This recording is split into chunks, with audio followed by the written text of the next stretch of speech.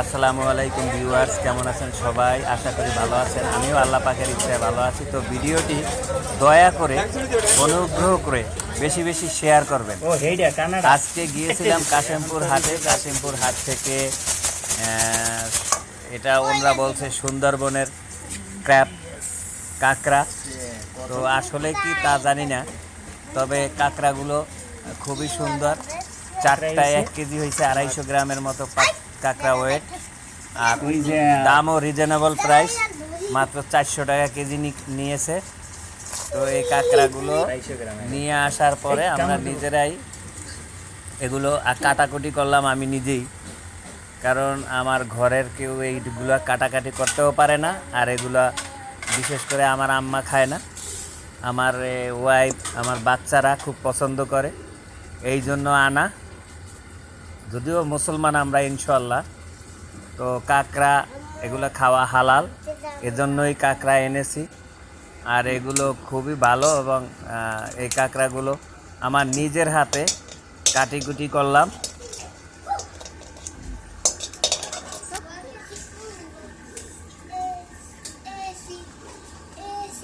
আর এগুলো ঠিক এইভাবে আমরা ভিডিওতে যেভাবে দেখানো আছে, যারা না পারেন ঠিক এইভাবে খোসাগুলো ছাড়াবেন। খোসাগুলো এভাবে ছাড়িয়ে, এই খোসার ভিতরে কিন্তু ঘিলু আছে, আর ঘিলুর নিচে হলো ময়লার থলি আছে ছোট্ট একটা। আপনারা এই পাওগুলো, বরিশালের ভাষায় একটা গোত, এই পাওগুলো সুন্দর মতো এইভাবে হাতুড়ি দিয়ে টাকিয়ে ফাটিয়ে নেবেন, তাহলে এটার ভিতরে মশলা যাবে। আর এগুলোর এই যে ফুলগুলো আছে, ফুলগুলো সুন্দর মতো ছাড়িয়ে নেবেন,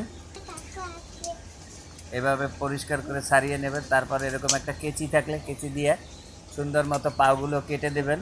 পাগুলো টানলেও হাত দিয়েও ছুটানো যায়, কেচি দিয়ে কাটলে বেশি ভালো হয়। ময়লা এভাবে কেটে নেবেন। এই যে এই ময়লাগুলো পরিষ্কার করে নেবেন ভালোভাবে। তারপরে একটা ব্রাশ, কাপড় ধোয়ার ব্রাশ আছে, ওই ব্রাশ দিয়ে সুন্দর মতো ঘষা পরিষ্কার করে ফেলাইবেন পাগুলো।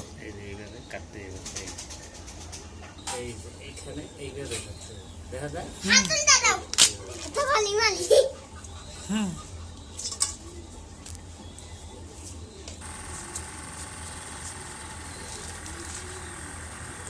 এই যে এই একটা ক্র্যাব, এগুলো ঠিক এইভাবে পাগুলো ভেঙে নেবেন। রশি আগে খুলবেন না, রশি খুললেই পাও দিয়ে কামড় দিবে, আর এমন কামড় দিলে একেবারে আঙুল কেটে যাওয়ার সম্ভাবনা আছে। এগুলো হলো মগজ, যেটা ঘিলু বলা হয়।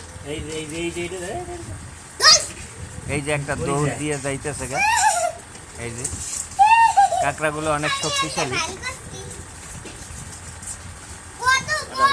আর এগুলো যেহেতু কাঁকড়া, একটু গন্ধ আসার সম্ভাবনা থাকে।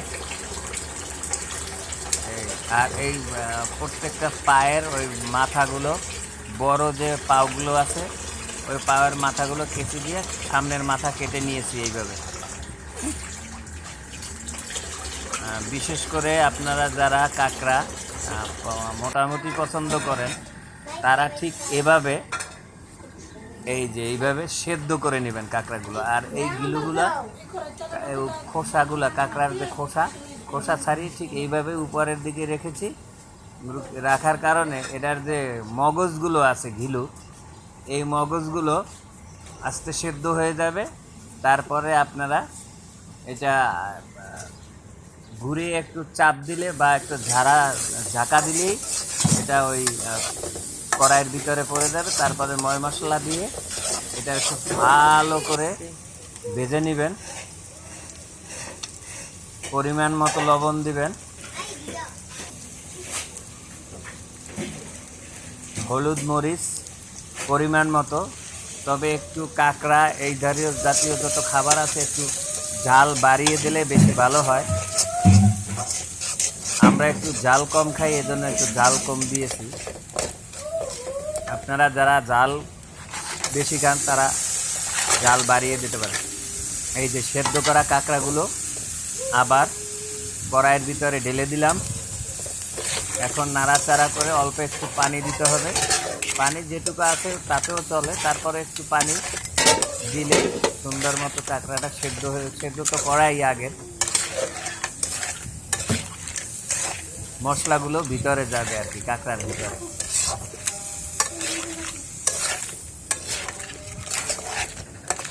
না দিয়ে রাখলে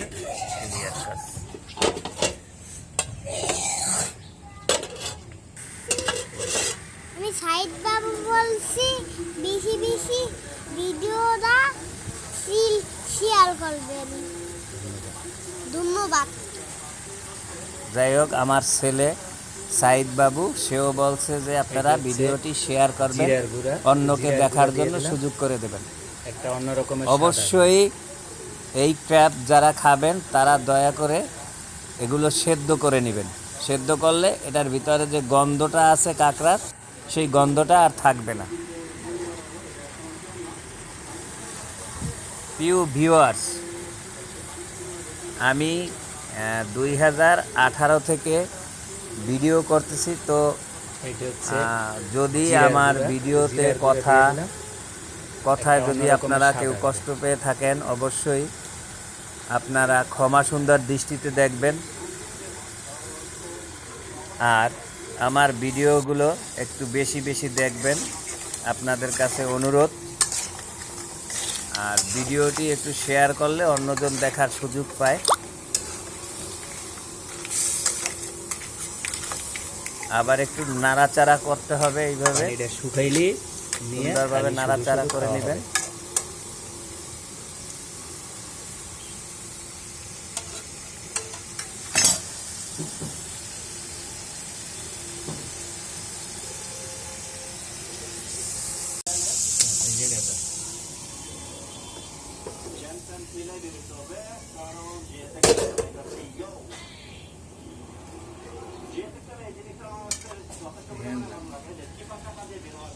এই আর পিছনে নে পুরোটা ধর।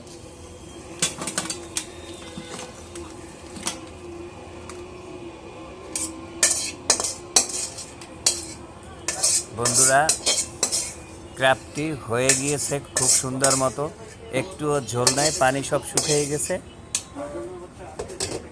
আর হওয়ার আগে আগে একটু গরম মশলা, জিরা এগুলো জিরার গুঁড়ো দিয়ে দেবেন, তাহলে এটার একটা সুন্দর স্মেল আসবে, খেতেও অনেক ভালো লাগবে।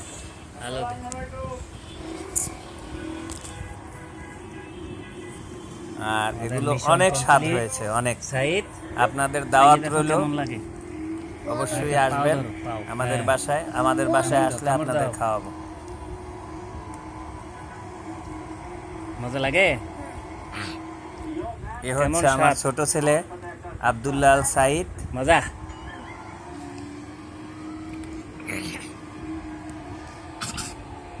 মজা লাগে।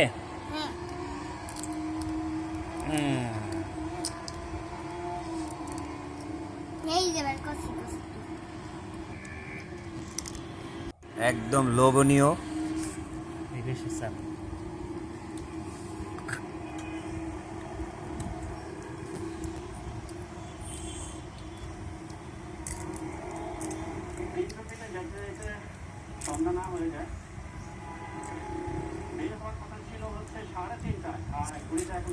আজ এই পর্যন্ত, ভালো থাকবেন।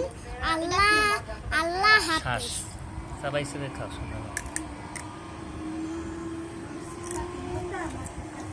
আসসালামু আলাইকুম।